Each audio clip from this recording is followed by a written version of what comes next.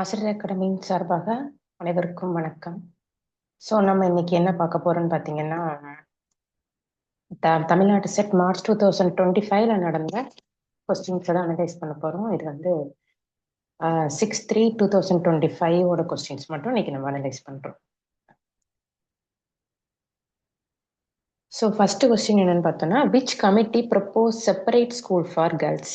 So பெண்களுக்கென தனி பள்ளிகளை எந்த குழு முன்மொழிந்ததுன்னு கேட்டிருக்காங்க. ஸோ இதுக்குரிய ஆன்சரா அவங்க சொன்னது இந்த டென்டேட்டிவ் கீழே கொடுத்தது ஆன்சர் சி, திருமதி ஹன்சா மேத்தா குழு 1962. ஸோ நம்ம இப்போ எவிடன்ஸோட செக் பண்ண போறோம். ஓகே, ஸோ இந்த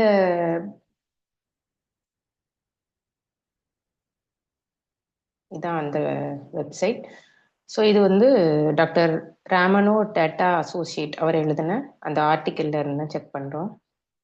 ஸோ என்ன சொல்லியிருக்காங்க, முதல்ல பெண்களுக்குன்னு தனியா ஒரு பள்ளி ஆரம்பித்தது ஹன்சா மேத்தா கமிட்டி அப்படின்னு சொல்லியிருக்காங்க. So yes, separate primary school or middle school for girls should be started where there is a such demand and where there is adequate enrollment அப்படின்னு சொல்லியிருக்காங்க. ஸோ எஸ், ஸோ இவங்க வந்து கேட்ட கொஸ்டின் வந்து யார் ப்ரப்போஸ் பண்ணாங்க அப்படிங்கிறது தான். எஸ், அது வந்து யாருன்னு பார்த்தீங்கன்னா கரெக்ட் ஆன்சரும் சி தான். ஸோ நெக்ஸ்ட் ஒரு விஷயத்த பேசுறதுக்கு முன்னாடி நான் இதை சொல்லிடுறேன். Making mistakes is an inevitable part of the human experience. We all make them. It's how you learn and grow from those mistake that matters. So இதில் நம்ம என்ன மிஸ்டேக் பண்ணோம், டிஆர்பி என்ன மிஸ்டேக் பண்ணுச்சுன்னு நிறைய விஷயங்கள் இருக்கு. ஸோ அந்த மிஸ்டேக் எல்லாம் இப்போ பேசுறதால நமக்கு என்ன விதமான பிரச்சனைகள் அப்படின்னு பார்த்தீங்கன்னா, நெகட்டிவ் மைண்ட் செட் வந்து நம்மளை படிக்க விடாது. ஸோ இப்படிதான் எல்லா எக்ஸாமும் இருக்கும், இந்த மாதிரி தாட்லாம் வந்துடும். ஸோ நம்மளுக்கு இது மட்டும் கோல் கிடையாது, நம்மளுக்கு யூஜிசி நெட் நம்மளோட கோல் இருக்கு, இதுக்கப்புறம் டிஆர்பி எக்ஸாம். ஸோ இதெல்லாம் வந்து உங்களை வந்து இவங்க இப்படிதான் நடத்துவாங்கங்கிற பேச்சுக்கள் அதிகமா போகும்போது நம்மளால படிக்க முடியாது. பட் ஒரு நாள் கண்டிப்பா எக்ஸாம் நடக்கும், நம்ம அதுல கண்டிப்பா பாஸ் ஆகும். ஸோ அந்த எந்த ஒரு நெகட்டிவும் இல்லாம இப்ப அவங்க மிஸ்டேக் பண்ணிருக்காங்க, இந்த மிஸ்டேக்ஸ்ல இருந்து அவங்க வந்து அதுல இருந்து வெளிவரதுக்கு நம்ம கொஞ்சம் டைம் கொடுத்துடலாம். ஏன்னா நம்மளோட அகாடமில சொன்ன வீடியோவை தந்தி டிவில டெலிகாஸ்ட் பண்ணியிருக்காங்க. ஸோ இப்படி நிறைய சேனல்ஸ் இதை பத்தி பேச ஆரம்பிச்சாச்சு. ஸோ நம்மளோட ஒர்க் வந்து அதை நம்ம பண்ணிட்டோம். அடுத்தது நம்ம படிக்க வேண்டிய ஒர்க்கை பார்க்கலாம். ஸோ எல்லாரும் மிஸ்டேக் பண்ணுவாங்க, மறந்துருங்க, மன்னிச்சிருங்க. நம்ம இப்போ படிக்கிறதுக்கு அதான் நமக்கு யூஸ்ஃபுல்லா இருக்கும். ஸோ நெக்ஸ்ட் தமிழ்நாடு செட்டில் கேட்ட கொஸ்டின் நம்பர் 44ல the first open university was established in days in 1982. So முதல் திறந்த நிலை பல்கலைக்கழகம் 1982 டேஸ் நிறுவப்பட்டதுன்னு கேட்டிருக்காங்க. ஸோ நம்மளுக்கு வந்து இதுல வந்து முதல் திறந்த நிலை பல்கலைக்கழகம்ங்கிறதுல ஏதாவது டவுட் வரக்கூடாதுன்னு அவங்களே சொல்லிட்டாங்க, 1982 அப்படின்னு சொல்லியிருக்காங்க. ஸோ நம்ம எல்லாத்துக்கும் ஈஸியா தெரிஞ்ச ஒரு கொஸ்டின் தான். பட் டென்டேட்டிவ் கீழே இவங்க கொல்கத்தா அப்படின்னு கொடுத்துருக்காங்க. ஸோ இதுக்குரிய ஆன்சர் என்ன அப்படிங்கிறத நம்ம வந்து போய் செக் பண்ணிட்டு வந்துடலாம். ஸோ இதுதான் வந்து அந்த திறந்த நிலை பல்கலைக்கழகத்தோட வெப்சைட்.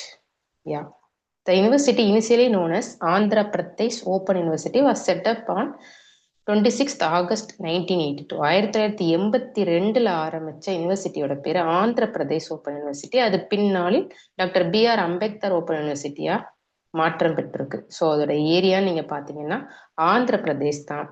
பட் இவங்க தவறான ஆன்சர் தான் கொடுத்துருக்காங்க. ஸோ ஆந்திர பிரதேஷ் தான் கரெக்ட் ஆன்சர்.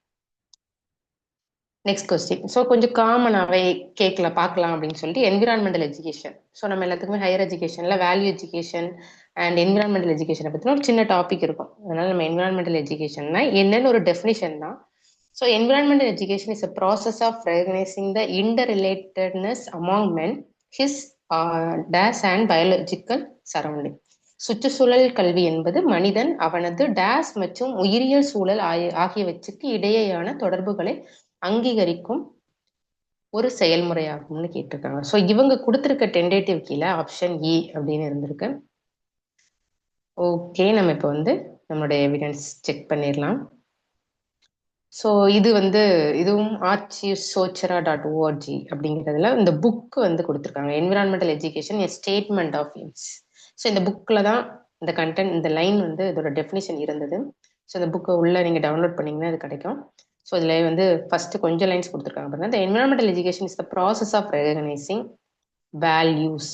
ஓகேங்களா? ஸோ இவங்க ஒருவேளை அதுல வேல்யூஸ்ங்கிறத மிஸ் பண்ணிருக்காங்க, அதை மீன் பண்ணிருக்காங்களா? And clarifying concept in order to develop skill and attitude necessary to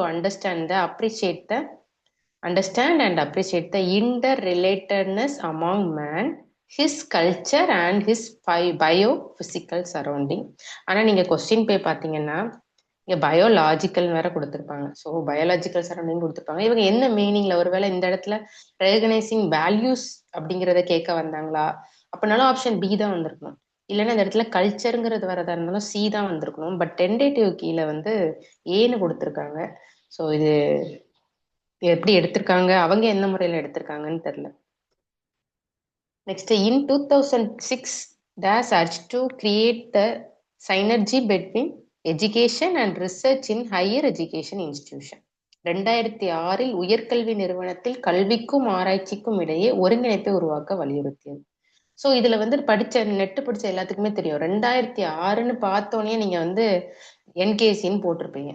but இவங்க டென்டேட்டிவ்ல கொடுத்தது வந்து ஆப்ஷன் டி. ஸோ இதுல நேஷனல் பாலிசி அண்ட் எஜுகேஷனுமே இதை பத்தி பேசியிருக்கு, இல்லைன்னு சொல்ல. எஜுகேஷன் ரிசர்ச் எப்போ பேசியிருக்காங்கன்னா 2020, இப்போ வந்திருக்குல்ல. ஸோ எல்லாத்துக்குமே தெரியும், இந்த நெப் அப்படிங்கிறது வந்து 1968 ஒருக்கா வந்திருக்கு. அப்புறம் அதோட சேஞ்சஸ்ல 86, 1992, அப்புறம் 2020, இப்படி 4 வேரியேஷன்ல வந்ததுதான் இந்த நெப் அப்படிங்கிற national policy of education. So அதுல 2020 தான் இந்த விஷயத்த சொல்லியிருக்காங்க. பட் 2006 இந்த விஷயத்த சொன்ன கமிட்டின்னு பாத்தீங்கன்னா நேஷனல் நாலேஜ் கமிஷன் தான். ஸோ இதுக்குரிய ப்ரூஃப் வந்து நம்ம ஏஐசிடி, அதாவது கவர்மெண்டோட வெப்சைட்ல தான் பார்க்க போறோம்.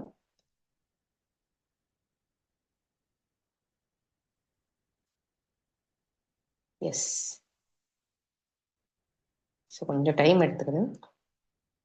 ஸோ இந்த என்கேசிலே சொல்லிட்டாங்க, 2006 இருந்து 2009 இவங்களே சொல்லியிருக்காங்க.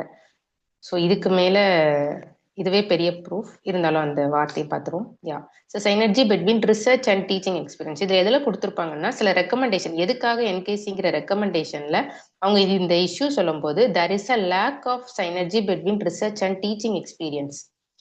ஸோ இதுக்கு வந்து சில என்ன சொல்றது, அந்த விஷயம் இதுல இல்லாதால நாங்க என்கேசியை ரெக்கமெண்ட் பண்றோம் அப்படிங்கிறத சொல்லியிருப்பாங்க. டிசிப்ளினரி வந்து ரிசர்ச் அண்ட் டீச்சிங்ல கொண்டு வர்றதுக்காக. ஸோ அதுக்கு முன்னாடியே அதை சொல்லிட்டாங்க.